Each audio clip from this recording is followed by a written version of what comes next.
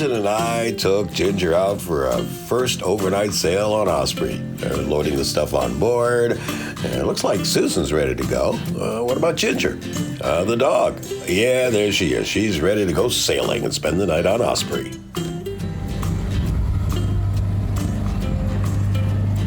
Hi, Ginger. Hello, Ginger. First overnighter on Osprey. Yes. She's so far been. So far, so good. We were just getting out of Bio Chico. We've got a quarter mile. It looks like Ginger has just made herself comfortable there on the cockpit cushions, just enjoying the sail. Well, actually, the first part of it was motoring. And who's this old guy? Oh, that's me, the skipper of Osprey.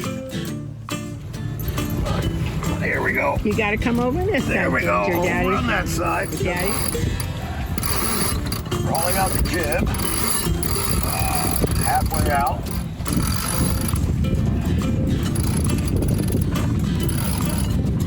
There you go. All right. Now we can become a sailboat.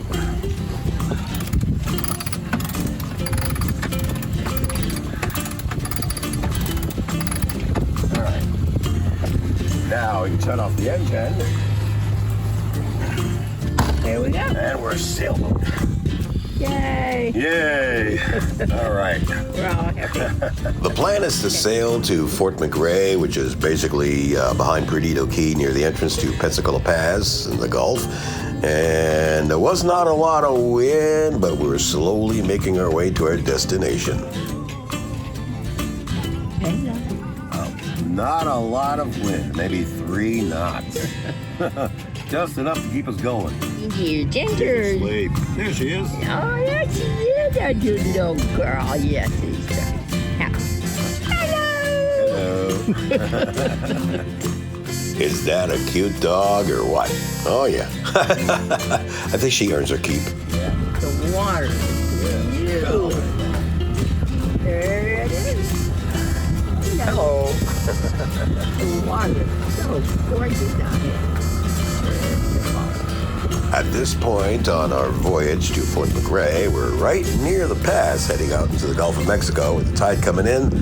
Yeah, the water was gorgeous. It was beautiful. One of the prettiest days sailing in the waters around here that I've had in a long time. And just off the port bow, you can see that mound of sand right behind is one of the perfect anchorages in the area. And the watercolor, yeah, we just could not get over that. And it's almost time for us to make the turn and pull into the anchorage right there at Fort McRee, right behind Perdido Key. Susan has her new hat on, ready to get into the dinghy to row ashore. As we rowed ashore, it looked like Ginger was having a good time, and of course so was Susan. It was a beautiful day. Once on shore, Susan got in the water and felt really good. And right behind her, you could see Osprey at anchor, just waiting for us to return. Ginger at first really didn't know what to do with herself, just sat there on the shore looking out and then decided, well, maybe it's time to do a little exploration. We climbed the hill and looked at the showers building up inland. And looking back down the hill, you could see Osprey, you could see the dinghy, you could see Susan and Ginger right down there at the beach. Yep, there's Ginger waiting for me to return down the hill. So while Ginger and I were on shore, Susan decided she didn't want to wait for us to get into the dinghy and row her back, so she decided to swim all the way out to Osprey. And it was a pretty far distance. Considering the fact we're both in our 70s, I think that's a remarkable achievement. Yes, you did. So, since Susan already swam to Osprey, I figured maybe it's time for us to head in. So, Ginger, let's go and hop in the dinghy and row back. Here comes some old guy rowing the dinghy, and of course, Ginger. Some showers that were not in the forecast moved in, so we just kind of rested and relaxed. But then, of course, it was time for din-din. So, fired up the grill, making up those hamburgers, which somehow taste so much better on board. And as you can see, we had such a gourmet meal. It was wonderful. And of course, after the meal, as the sun is going down, we have to have what are known as sundowners, which basically, when you talk about it in sailing terms, it's drinking.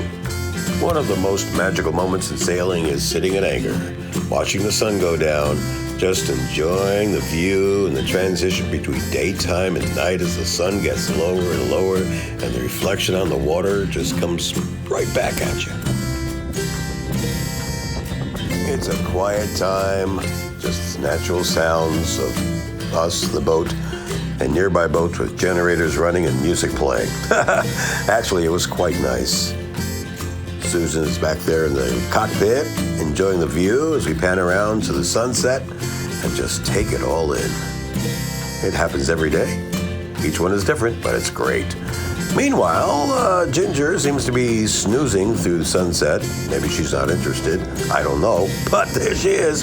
And looking ahead through the anchorage, the wind scoop is up, sucking that air down below, and the sun is just getting lower and lower.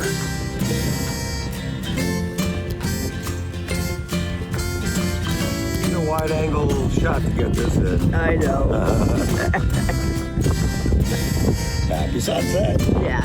And it was a happy sunset with a gorgeous view off the side of the boat, and the two of us, actually the three of us, taking it all in. And as the moon came up, the wind kicked in also, gusting to about 20 miles an hour, and the humidity was thick, about 100% humidity. But sometime in the middle of the night, the wind died completely, and with the humidity being what it was pretty sweat city. And since showers are in the area, even though they were not in the forecast, we decided to pull up anchor and motor on home. You know, it must be something to have a job as a weather forecaster. Nobody ever fires you if you had a wrong forecast too many times. And the forecast for both days was very wrong. The humidity was high, it was supposed to be low. We had showers, we were supposed to have no showers. But all in all, despite the sweat, looks like everybody, including Ginger, had a really good time. And so we motored east. The wind was starting to pick up a little bit, but the sight was still beautiful. And saw other traffic in the area, including barges. Gotta watch out for those guys.